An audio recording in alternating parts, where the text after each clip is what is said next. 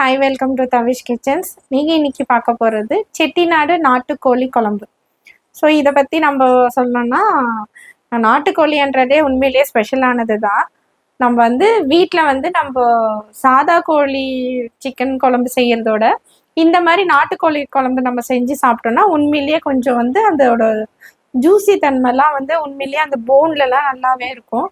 நம்ம சூப்பாக வச்சு சாப்பிட்டாலும் சரி, இந்த மாதிரி நம்ம செட்டிநாடில் வச்சு சாப்பிட்டாலும் சரி, உண்மையிலேயே அந்த டேஸ்ட்டே வேறு லெவலில் இருக்குது. நான் எதிர்பார்க்காததோடு மேலவே இருக்குது.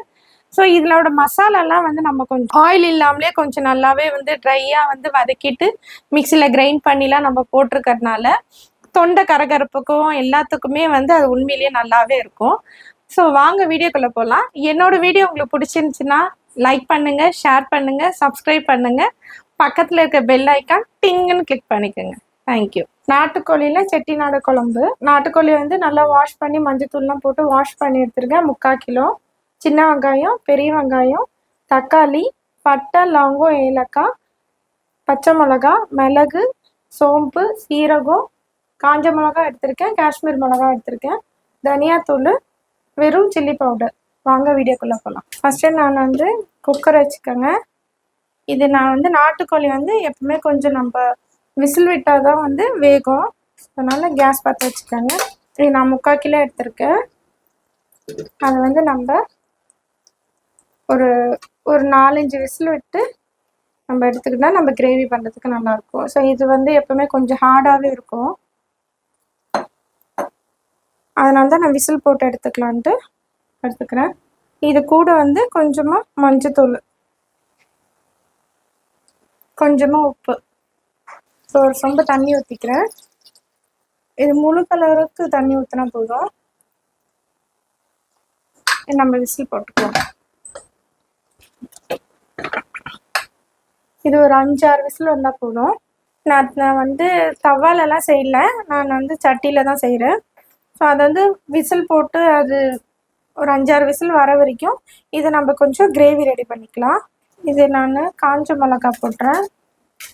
இந்த காஞ்ச மிளகாவும் காஷ்மீர் மிளகாவும் போடுறேன். இது கொஞ்சம் சோம்பு, சீரகம், மிளகு, பட்டை, லவங்கம், ஏலக்காய். இது எல்லாமே எண்ணெய் இல்லாமல் கொஞ்சம் ட்ரையாக வதக்கணும். எண்ணெய்லாம் போட வேண்டாம். இது அப்படியே லைட்டாக மிதமான சூட்லேயே நல்லா கொஞ்சம் ரொம்ப தீஞ்சு போக வேண்டாம், கொஞ்சம் மிதமான சூட்லேயே வறுத்தாலே போதும்.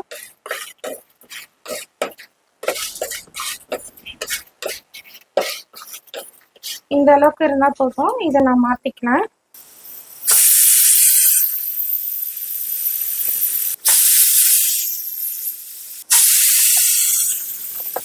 கேஸ் ஆன் பண்ணிக்கோங்க.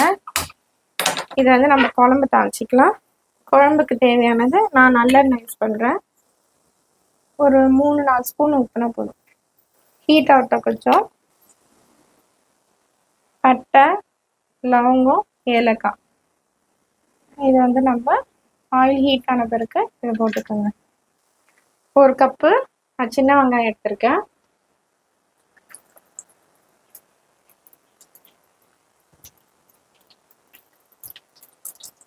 சின்ன வெங்காயம் நம்ம செஞ்சோன்னா டேஸ்ட்டாக இருக்கும். ஸோ அதனால் நான் சின்ன வெங்காயம் எடுத்திருக்கேன்.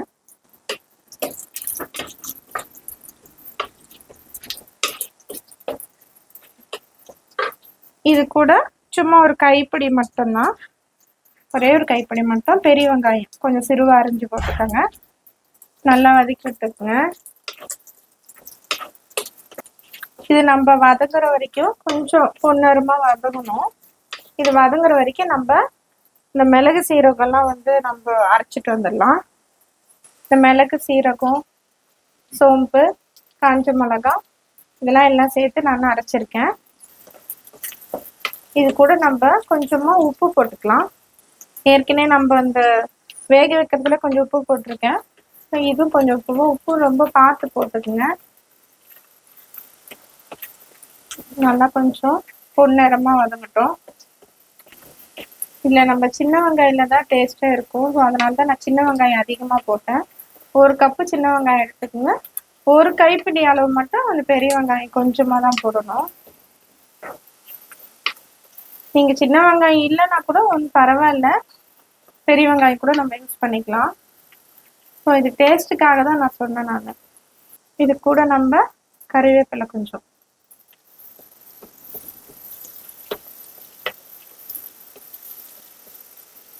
நல்லா வதக்கி விட்டுக்கோங்க. கொஞ்சம் தீயாமல் நல்லா பொன்னரமாக இருந்தாலும் போதும். இது கூட நம்ம பச்சை மிளகாய், ஒரு 2 பச்சை மிளகாய் நான் வந்து கீரி போட்டுக்கிறேன். ஃபுல்லாக கீரணும்னு அவசியம் இல்லை, சும்மா பாதிக்கா இந்த மாதிரி பாதியாக கீரினா போதும். இந்த மாதிரி பாதி கீரினா போதும். சும்மா டேஸ்ட்டுக்காக தான் போட்டிருக்கேன். ஆனால் நல்லா கொஞ்சம் கலரிட்டு இது கூட நம்ம தக்காளி வந்து நான் வந்து சிக்கன் நான்வெஜ்ஜுக்கெலாம் தக்காளி ரொம்ப அதிகமாக தேவைப்படாது. நான் இதில் வந்து தக்காளி ஒரு சின்ன பழமாக ஒரு 3 தக்காளி எடுத்துருக்கேன்.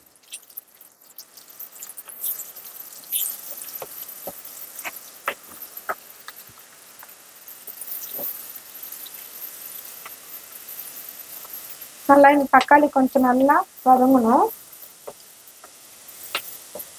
எவ்வளோக்கு வெங்காயம் தக்காளி நம்ம வதக்குறோமோ அவ்வளோக்கு நம்ம அந்த கிரேவி நல்லாயிருக்கும். அதனால தான் சரி, நின்று பொறுமையாக வெங்காயம் தக்காளி நல்லா வதங்குற வரைக்கும் நல்லா பொறுமையாக வதக்கிட்டே இருக்கணும். இது நல்லா வதங்கிச்சான்னு பார்த்துட்டோம்.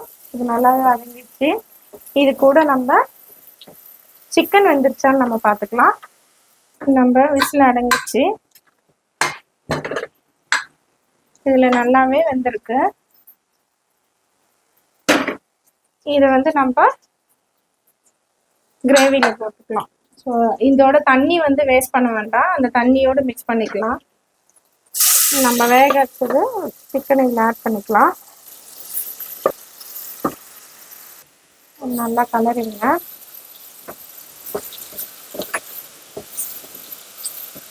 நல்லா கலரிட்டு இது கூட நம்ம மசாலா ஆட் பண்ணிக்கலாம்.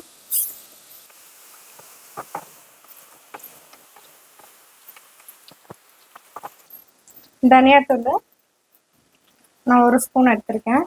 ரெட் சில்லி பவுடர் நான் ஒரு 1.5 ஸ்பூன் எடுத்திருக்கேன். இதில் மிளகு சீரகம் அதெல்லாம் நம்ம அரைச்சோம்னா அதை வந்து நம்ம அப்படியே ஆட் பண்ணிக்கலாம். அதில் நல்லா கலரி எடுக்கணும்.